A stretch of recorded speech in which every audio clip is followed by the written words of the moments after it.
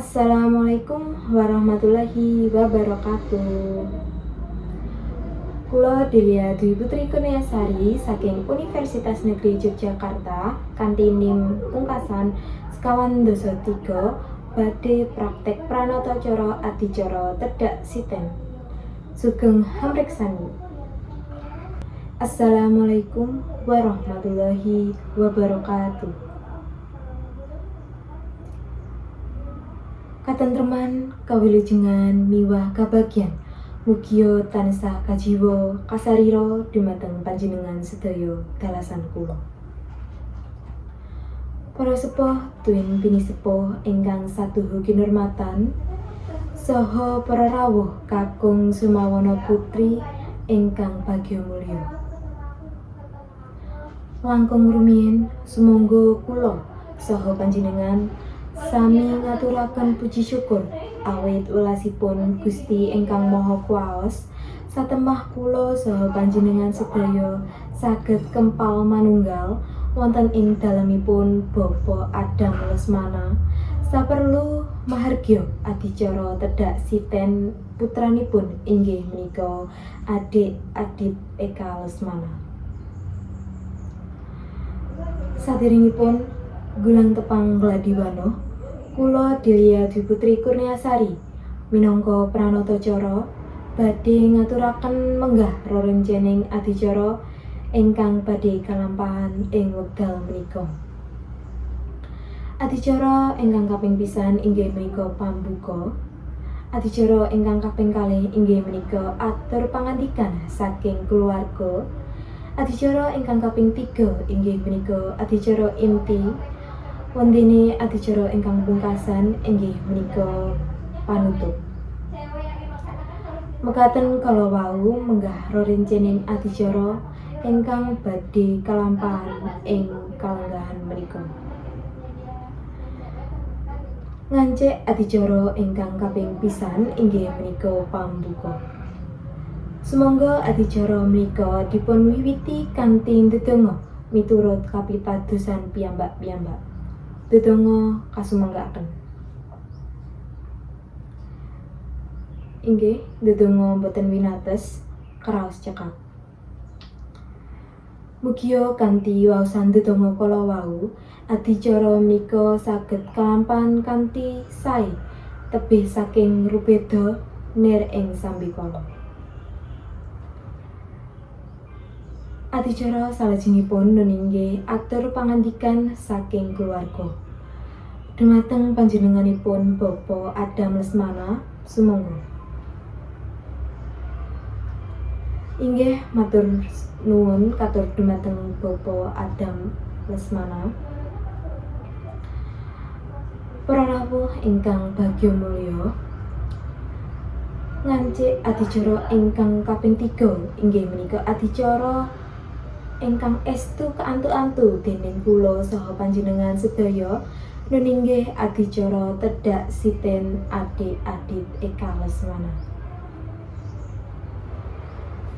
Adicara dipun wiwiti kanthi sungkeman dumateng panjenenganipun Bapa Adam Lesmana dalasan Ibu Anjani sowan sungkem dumateng tiyang sepuh kekalih nyuwun donga pangestu supados anggenipun momong ingkang putra saged kalampahan bagya mulya.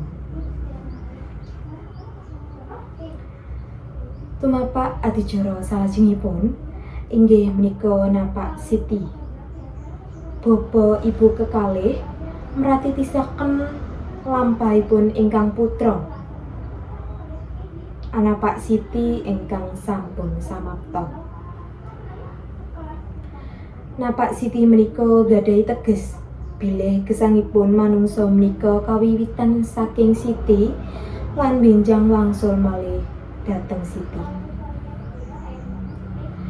Kalajengaken wijikan suku kanthi daya Sri Taman.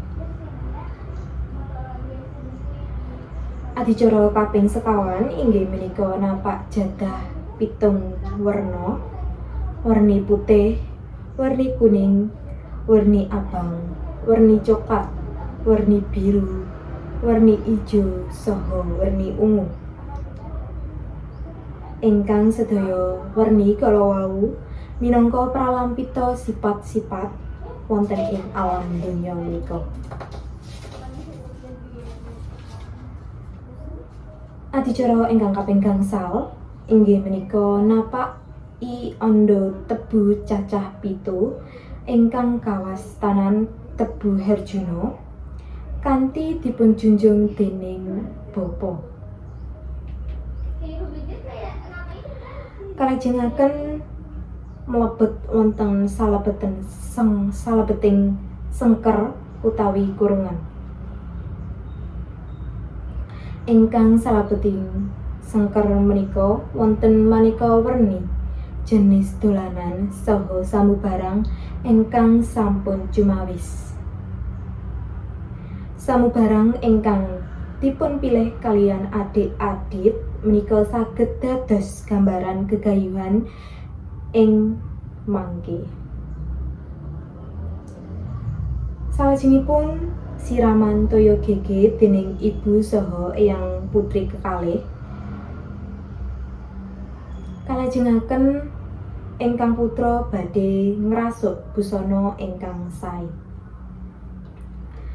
Sinambi ingkang putra dipunagemaken busana, eyang putri kekalih saged sinambi nyebar udik-udik.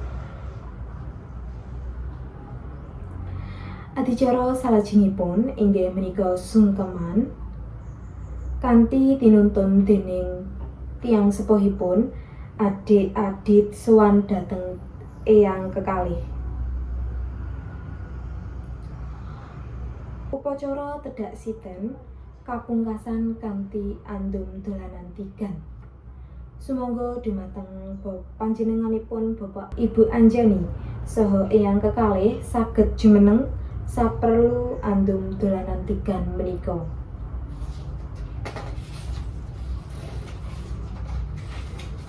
Sagung para rawuh ingkang winantu ing pakurmatan, lampahing adicara menika sampun paripurna. Minangka sesulih keluarga, kula ngaturaken agunging panuwun awit rawuhipun saha donga pangestunipun para rawuh sedaya.